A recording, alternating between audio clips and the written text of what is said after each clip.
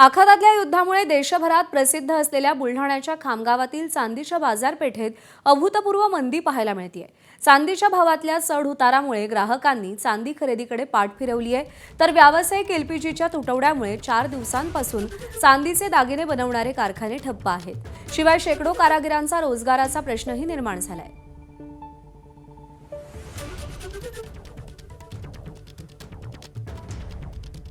मी सध्या खामगाव येथील देशभरातील प्रसिद्ध चांदीच्या बाजारपेठेत आहे आणि या ठिकाणी व्यावसायिक एलपीजी गॅस न मिळाल्यामुळे चांदीचं काम, चांदीचे दागिने बनवायचं काम हे गेल्या 4 दिवसापासून ठप्प झालेलं आहे।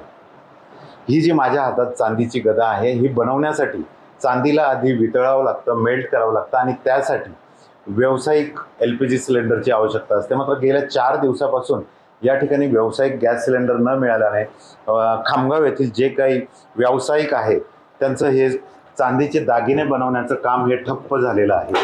नेमकं काय कारण आहे? गेल्या 4 दिवसापासून का बंद आहेत कारखाने? चांदी का बनत नाही? बाकीचे कारखान्यापेक्षा आपल्या इथं खूप कमी प्रमाणात आता एलपीजी गॅस आपल्याला मिळत आहे आणि आपण मेल्टिंगमध्ये किंवा काही काम बनवण्यामध्ये, कुठली वस्तू घडवण्यामध्ये आपल्याला एलपीजी गॅसची खूप आवश्यकता लागते।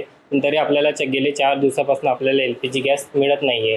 ते जेवढे आपल्या हाताने किंवा हाताने आपण नक्षीकाम किंवा हाताने वर्क जे बी होत असेल ते सर्व काही आपण आता सध्या हातानेच करतोय। खामगावात जवळपास 20 पेक्षा अधिक मोठी कारखाने आहेत जे की दागिने बनवतात।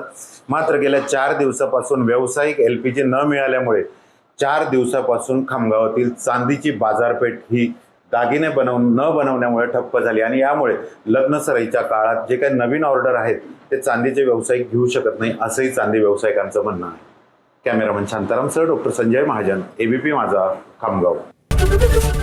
एबीपी माझा, उघडा डोळे बघा नीट।